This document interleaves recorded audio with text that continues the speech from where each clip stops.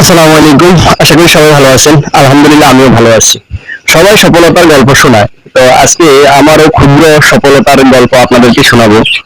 তো আমি যখন প্রবাস থেকে আসছিলাম, বিদেশ থেকে আসছিলাম, সৌদি আরব থাকতাম আমি। আমি দীর্ঘ 3-4 বছর সৌদি আরব ছিলাম। সৌদি আরব থেকে এসে আমি চিন্তা করলাম যে আমি কি করব। তো হঠাৎ করে আইডিয়া আসলো আসলে একটা মুরগির খামার করব।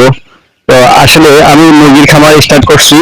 তো স্টার্ট করার পরে অনেকে অনেক কথা বলছে যে এই সেক্টরে সফল হওয়া সম্ভব না, এই সেক্টরে সে অনেক সমস্যা। তো আসলে আমি কোনো সমস্যা মনে করি নাই। আমি শুরু করে দিয়েছিলাম মুরগির খামার। তো সর্বপ্রথম আমি একটা ঘর করছিলাম, ওই এক ঘর থেকে আমি আস্তে আস্তে মুরগি পালন শুরু করছি।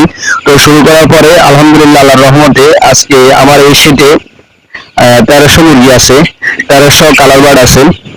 আবার আমার ডিমের মুরগিও আছে আলহামদুলিল্লাহ আপনাদের দোয়ায়। আবার আমার এখানে আরেকটা সেট আছে ওই পাশে।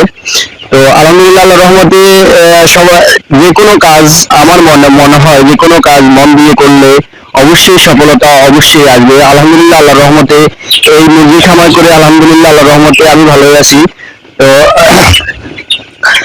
সবাই যে কোনো কাজ শুরু করতে ভয় পাবেন না। যে কোনো কাজ শুরু করতে ভয় পাবেন না। অবশ্যই যে কোনো ব্যবসা, যে কোনো কাজ শুরু করতে ভয় পাবেন না। শুরু করে দেবেন, ইনশাল্লাহ সফলতা আসবেই।